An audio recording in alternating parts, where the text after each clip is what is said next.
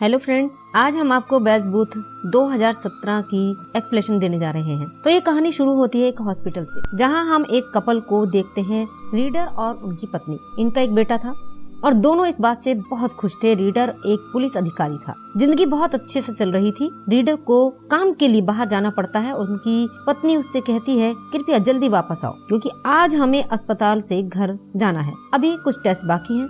Reader वहाँ से निकल चुका था और एक नर्स अपने बेटे को नर्सरी ले जाती है। वहाँ और भी कई बच्चे थे। अब वहाँ एक नर्स आती है और जो वहाँ पहले से था वह उससे कहता है, अच्छा हुआ जो तुम आ गए, अब मैं छुट्टी ले सकता हूँ। लेकिन जो नर्स अभी आई थी उसका व्यवहार थोड़ा अलग था। जब पहली नर्स कमरे से बाहर निकली तो दूसरी नर्स रीडर के बेटे को बड़े गौर से देख रही थी और फिर वो दरवाजा बंद कर देती है और अपने बैग से एक कैंची निकालती है और वह वहाँ सभी छोटे बच्चों को मार डालती है। ऐसा करने से उसे कोई दया नहीं। ये सब करते हुए कुछ लोगों को वह बाहर से नजर आ जाती है। जब वो दरवाजा तोड़कर अंदर आए तो नर्स ने उसका भी गला काट दिया। सब कुछ बहुत डरावना था। वह नर्स भी मर चुकी थी। जब रीडर को इस बात का पता चलता है तो वो खूब रोता है और वो पूरी तरह टूट चुका था। लेकिन उसका साथी उससे कहता है, अभी तुम्हें उम्मीद खोने की जरूरत नहीं है, इसकी बजाय अपनी पत्नी के साथ रहो। वो बहुत दुखी भी है। इसके बाद हमें 5 साल बाद का एक सीन दिखाया जाता है। रीडर अब अकेला था क्योंकि उसकी पत्नी ने बच्चे के गम में अपनी जान दे दी थी।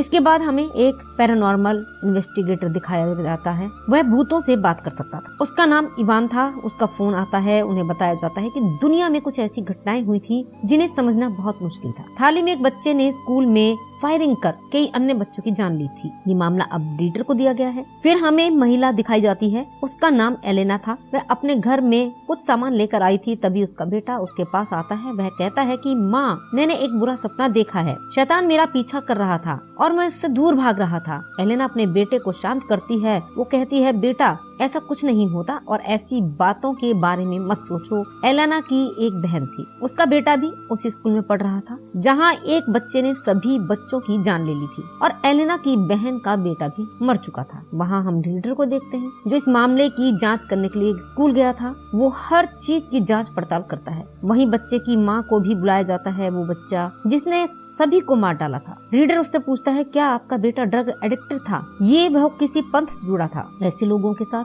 जो काला जादू करते हैं। बच्चे की माँ खूब रो रही थी क्योंकि वह इस सब के बारे में कुछ नहीं जानती थी। अब रीडर एलेना की बहन से मिलने आता है क्योंकि इस घटना में उनके बेटे की भी मौत हो गई थी। वो कहती है, कुछ दिन पहले मेरे पास एक आदमी आया था। उनके चेहरे और शरीर पर एक अजीब सा टैटू बना हुआ था। उस समय उन्होंने मुझे ये सब बताया था, लेकिन मुझे उस पर विश्वास नहीं किया। मैंने सोचा कि वो पागल था, लेकिन मुझे नहीं पता था कि उसने जो कहा वो सच हो जाएगा। और उन्होंने ये सब भी कहा कि दुनिया में और भी कई घटनाएं हैं जो होने वाली हैं, जिसमें कई लोगों की मौत होगी। एलेना की बहन के बारे में सुनकर रीडर भी हैरान रह गया। जिसके बाद हमें एक पूल सीन दिखाया जाता है जहां काफी संख्या में लोग नहाने पहुंचे थे। वहां सफाई कर रही महिला पता नहीं अचानक क्या हो गया, वह पूल के सामने तारों के सहारे खड़ी है। जब एक आदमी उसे देखता है तो वो उसे रोकने की कोशिश करता है, लेकिन वह उसे बिजली के झटके भी देती है और उसे मार देती है। ये सब देखने के बाद पूल में मौजूद सभी लोग भागने की कोशिश कर रहे थे,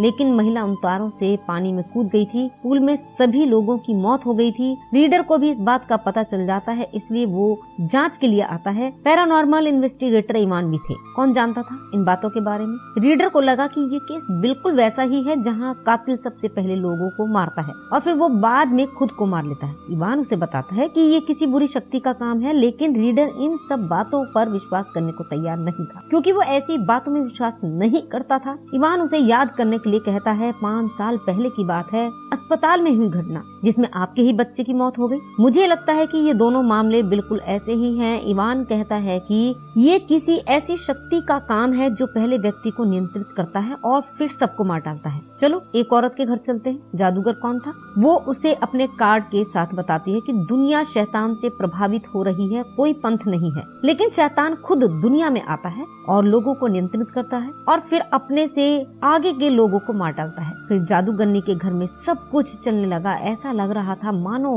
वो दुष्ट शक्ति उसे अपनी उपस्थिति का आभास करा रही हो। अगली सुबह जब रीना और उसका बेटा बाजार जा रहे थे, वही टैटू वाला आदमी जिसके बारे में रीना की बहन ने पाठक को बताया था, वो उसका और उसका बेटे का अपहरण कर लेता है और उन्हें ले जाता है। कई लोग वहाँ खड़े होकर ये सब देख रहे थे। इससे पहले कि पुलिस इन सब के बारे में पता लगा पाती, एक आदमी एक बैग लेकर शॉपिंग मॉल जाता है और कई लोगों को बम से उड़ा देता है। इस घटना में भी कई लोगों की मौत हुई थी। ये घटनाएं दिन ब दिन बढ़ती जा रही थी। अब पाठक और इवान को छानबीन के एक चर्च के बारे में पता चलता है। जब ये लोग वहाँ जाते हैं, सब कुछ अजीब था, सब कुछ टूट गया था। तभी शैतान कठपुतली के रूप में आता है। पाठक को फोन करके कह रहा था कि मैं आपकी बातें सुनने को तैयार हूँ, लेकिन आपको एक बच्चे की बलि देनी होगी। मेरे लिए एक बच्चे को मारना होगा, उसे मारना ही होगा। तभी वो पाठक को अपनी पत्नी और बच्चे को दिखाता है। इवान जानता था कि वो उस सब अपनी कल्पना में दिखा रहा था, इसलिए वो उस कठपुतली को गोली मारकर मार डालता है। तभी वहाँ कोई आता है और दोनों को बेहोश कर देता है। अगले दिन जब पाठक को होश आता है और उसे पिंजरे में बंद कर दिया गया है, उसके सामने वही टैटू वाला आदमी था। वह आदमी एक पुजारी था।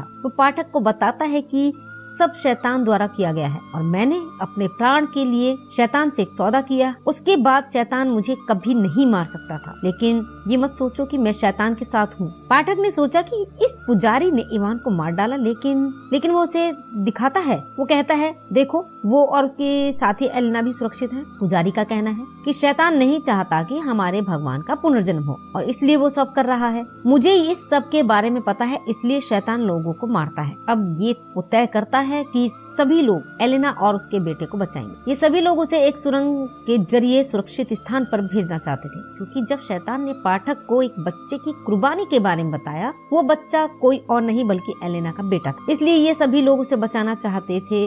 जब वह गुफा में पहुंचता है तो उसे एक ऐसी जगह दिखाई देती है जो बहुत ही अजीब। उस जगह को देखकर ऐसा लग रहा था जैसा कि वह किसी पंथ का हो। वही लोग काला जादू करते हैं। तभी पाठक अजीब ढंग से चानन से बात करने लगता है। पुजारी समझ गया कि पाठक अब अविष्ट है। वह भी शैतान के चंगुल में था। वो वहाँ बहुत से लोगों को मारता है। एलेना अपनी बेटी के साथ वहाँ से भाग जाती है। जब पुजारी पाठक को रोकने की कोशिश करती है, पुजारी को बेहोश करके पाठक एलेना के पीछे भागता है। एलेना का बेटा शैतान को उसके असली रूप में देख रहा था। उसके पीछे वही था जो बच्चे ने सपने में देखा था। एलेना उस सुरंग से बाहर निकली, लेकिन फिर भी पाठक उसके पीछे था। लेकिन वह उस पर पत्थर से हमला कर उसे बेहोश कर देती है। तभी पुजारी के कुछ लोग वहाँ आ गए और इवान उनके साथ। वो पाठक को वापस गुफा में ले जाते हैं और उस पर काला जादू करते हैं ताकि पढ़ने वाले के अंदर से शैतान निकल सके। लेकिन वहाँ पाठक को नियंत्रित करना बहुत मुश्किल था। वो एक एक कर सबको मार रहा था। जब अंत में एलेना को मारने की कोशिश करता है, पुजारी पीछे से आता है जिसके हाथों पर खून लगा था। वह उन खूनी हाथों को पाठक के सिर पर रख देता है, जिससे उनकी शक्ति कम हो गई थी। उसमें से शैतान निकलता है और पत्थर बन जाता है। शैतान अपनी अंधेरी दुनिया में वापस चला गया।